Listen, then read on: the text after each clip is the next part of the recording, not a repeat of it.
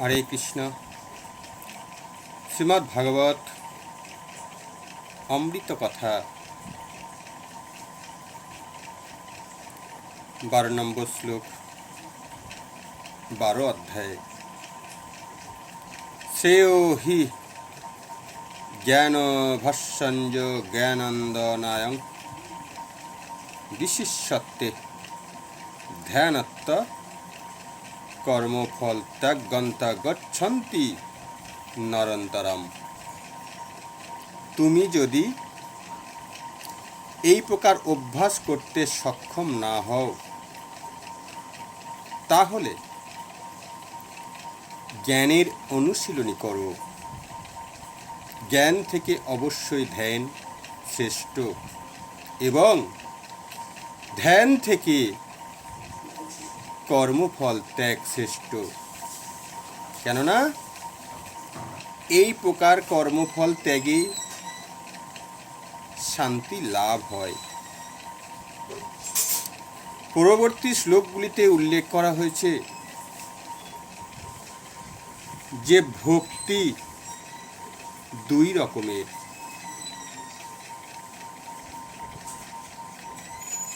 বৈদিক ভক্তির পন্থা এবং পরমেশ্বর ভগবানের প্রতি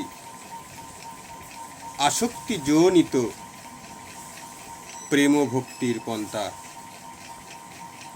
যারা কৃষ্ণ ভাবনার আদর্শ অনুসরণ করতে অসমর্থ,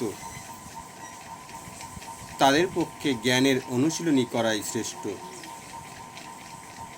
কারণ জ্ঞানের মাধ্যমে তারা তাদের যথার্থ স্তর সম্বন্ধে অবগত হতে পারেন। জ্ঞানের প্রভাবে তারা ধীরে ধীরে ধ্যানের স্তরে উন্নীত হতে পারেন এবং ধ্যানের প্রভাবে ধীরে ধীরে পরমেশ্বর ভগবানকে জানতে পারেন। কতগুলি পন্থা আছে।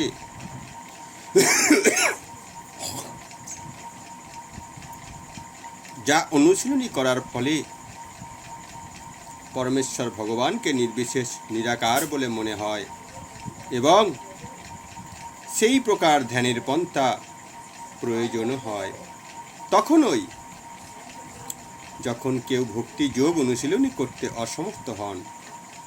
যদি কেউ এভাবে ধ্যান করতে সক্ষম না হন, তাহলে বৈদিক শাস্ত্রের নির্দেশ অনুসারে ব্রাহ্মণ, ক্ষত্রিয়, বৈশ্য, শূদ্রদের জন্য নির্দিষ্ট বর্ণাশ্রম ধর্ম অনুশীলনী করা যেতে পারে। সেই সম্বন্ধে ভগবদ্গীতার শেষ অধ্যায়ে বিশেষভাবে বিশ্লেষণ করা হয়েছে। কিন্তু প্রতিটি ক্ষেত্রেই কর্মফল ত্যাগ করতে হয়, অর্থাৎ কোনো সৎ উদ্দেশ্য কর্মফল নিবেদিত করতে হয়। সংক্ষেপে বলা যায় যে জীবনের পরম উদ্দেশ্য ভগবানের সমীপবর্তী হবার দুটি পন্থা আছে। একটি পন্থা ক্রমিক উন্নতি সাধন এবং অপরটি প্রত্যক্ষ বা সরাসরি পন্থা কৃষ্ণ ভাবনাময় ভক্তিযোগ প্রত্যক্ষ পন্থা এবং অপরটি কর্মফল ত্যাগের পন্থা। এভাবে কর্মফল ত্যাগ করার ফলে জ্ঞানের স্তরে উন্নতি হওয়ার যায়, তারপরে ধ্যানের স্তরে, তারপরে পরম আত্মা উপলব্ধির স্তরে এবং সবশেষে পরমেশ্বর ভগবানকে উপলব্ধির স্তরে কেউ ধাপে ধাপে এগোতে পারেন, অথবা প্রত্যক্ষ পন্থা অবলম্বন করতে পারেন। প্রত্যক্ষ পন্থাটি গ্রহণ করা সকলের পক্ষে সম্ভব নয়, তাই ক্রমিক উন্নতি পন্থাটি মঙ্গলজনক। তবে এখানে বুঝতে হবে যে পরোক্ষ পন্থটি অর্জুনের জন্য অনুমোদিত হয়নি। ছিলেন যারা সেই স্তরে অধিষ্ঠিত নন, তাদের জন্যই কেবল এইভাবে বৈরাগ্য জ্ঞান, ধ্যান ও ব্রহ্ম উপলব্ধি, পরমাত্মা উপলব্ধি আদির মাধ্যমে ক্রমিক উন্নতি নির্দেশ দেওয়া হয়েছে, কিন্তু ভগবদ্গীতায় প্রত্যক্ষ পন্থার উপরই জোর দেওয়া হয়েছে।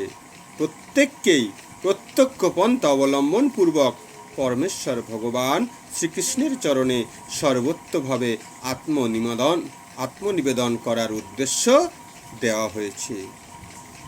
প্রেম সে বল রাধে রাধে। আমাদের প্রতিটা মানুষের দৈনন্দিন জীবনে প্রভাতে উঠে ভগবান দর্শন করে গীতা পাঠ, শ্রবণ এবং পাঠ, এগুলোই আমাদের জীবনে প্রথম কর্তব্য কর্ম। এবং হরে কৃষ্ণ নাম, হরে কৃষ্ণ জপ, এটাই আমাদের প্রথম কর্ম। তারপর সারাদিন আমরা এই জড় জগতের যে কোনো কর্ম করতে পারি। তার মধ্যে আমাদের জীবনের সব কিছু সব সময় সফলতা এগিয়ে আসতে পারে। ভগবানের কৃপা না থাকলে আমাদের কোনো কিছু করা সম্ভব নয়। হরে কৃষ্ণ। সমস্ত ভক্তবৃন্দ সবাই মিলে বেশি বেশি করে শেয়ার করবেন,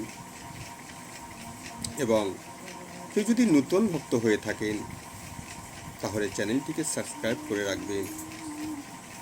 সবার আগে এই ভাগবত অমৃত কথা, ভগবানের বিভিন্ন লীলা কথা সবার আগে আপনাদের কাছে পৌঁছে যাবে। হরে কৃষ্ণ হরে কৃষ্ণ কৃষ্ণ কৃষ্ণ হরে হরে, হরে রাম রাম রাম হরে হরে।